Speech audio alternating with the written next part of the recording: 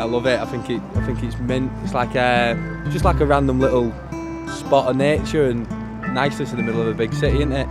And it's loads of greenery. See loads of animals. So local community stuff, the artwork, studios, children's focus, industrial heritage. You know, it's brilliant. It's well done, and local people involved. So what I like about the Ouseburn Valley, it's a bit of a kind of sanctuary within the city of Newcastle, and it connects the outside areas with the inside. There's also kind of a connection to the local heritage. There's sort of nice cafes and pubs and small businesses that are springing up to reflect the industrial heritage of the North East. So we are here today on this lovely sunny day at Woolsington Ponds near the source of the Ouseburn. The Environment Agency are interested in the Ouseburn because the Ouseburn is a major tributary of the River Tyne, a really important tributary.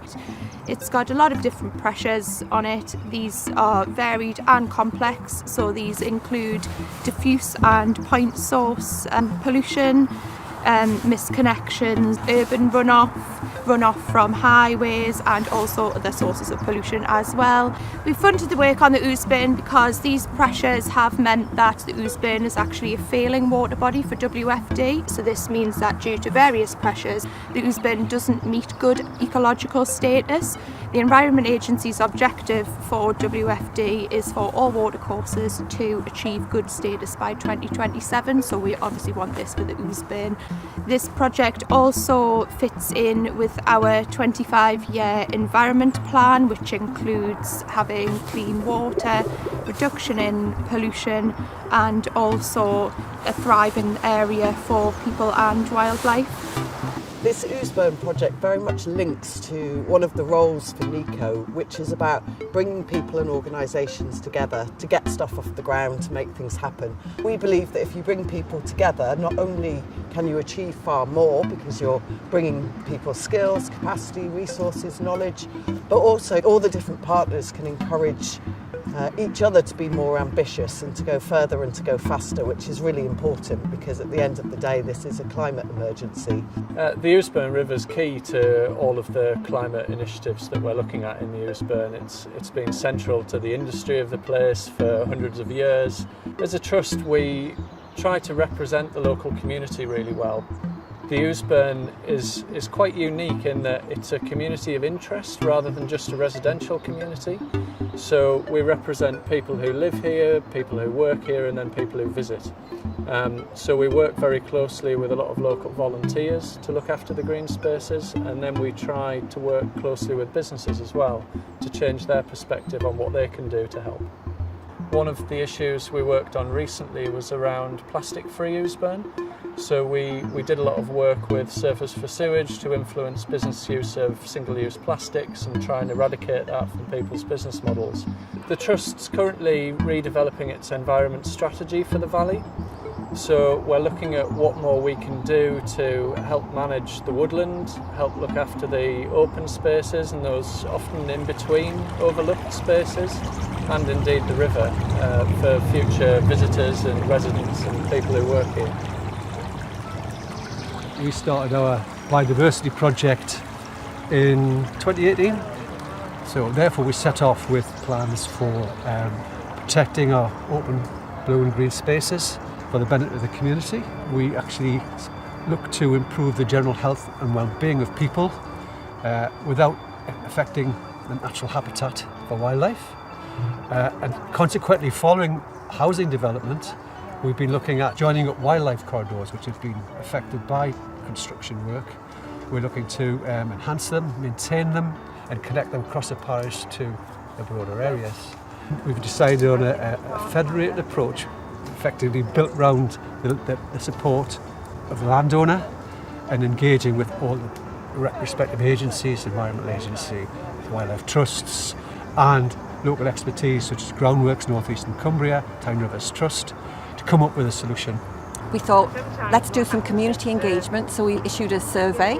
Based on what people said, it's sort of helped us with putting together a management plan. We're working with the landowner, Northumberland Estates, and the building consortium, because the area around is going to have lots of housing built, up to 1,500 houses in pretty close proximity. So it's an opportunity for the community to make some improvements and future-proof it. It's ideal for improving mental health and well-being. It's ideal for conservation schemes.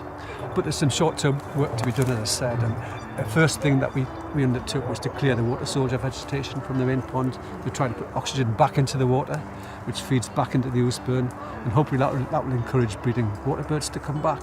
And the knock-on effect of that is significant. You know, we've got to basically accommodate people and nature at the same time. And that's not easy to do. So we've been working here at Walsington Ponds and along the whole Ouseburn to control invasive species and do some bank protection works to reduce the sediment going into the river. We're an environmental charity who improve the Tyne catchment through kind of tackling pollution, practical conservation and education as well. The current work around the Ouseburn has all been around water quality and pollution control. So we've just finished a project called Better Ouseburn, and one of the main projects within that was the creation of a muck bay.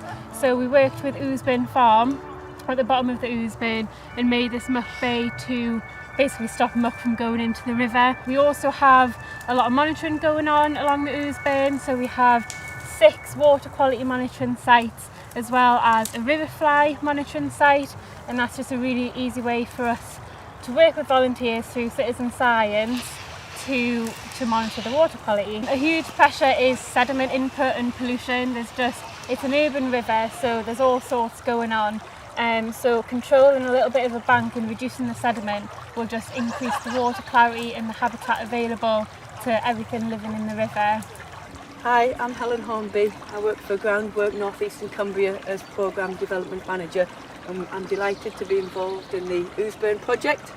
I primarily head up the Tyne Estuary Partnership on behalf of the Trust, and we look at restoring North East waterways, primarily focusing on the Tyne.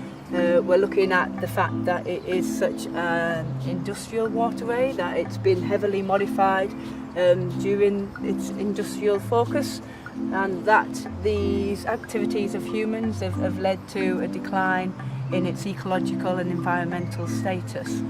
The Tyne Estuary Partnership is a strong strategic partnership that aims to restore the river corridor, looking at ways in which we can incorporate nature-based solutions to provide habitat and the suitable environment to help restore biodiversity and aid species recovery locally. Because of the added pressure of climate change, the issues on the Ouseburn are becoming all more important, and the Environment Agency really want to work with local communities and businesses to make sure that the Ouseburn is an even better place to live, work and visit. So we will be doing lots of activities along the River Ouseburn, so if anybody's interested in getting involved, they can just get in touch with the Trust and say that they want to come out and volunteer. It doesn't matter if you've never done Think Environmental before, because there are always other organisations who have, and we can help, Nico and Von can help link those two groups together.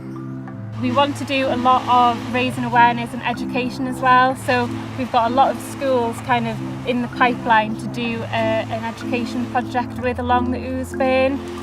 So things like salmon in the classroom, mayfly in the classroom, just taking children out onto the riverbank and teaching them why rivers are so important.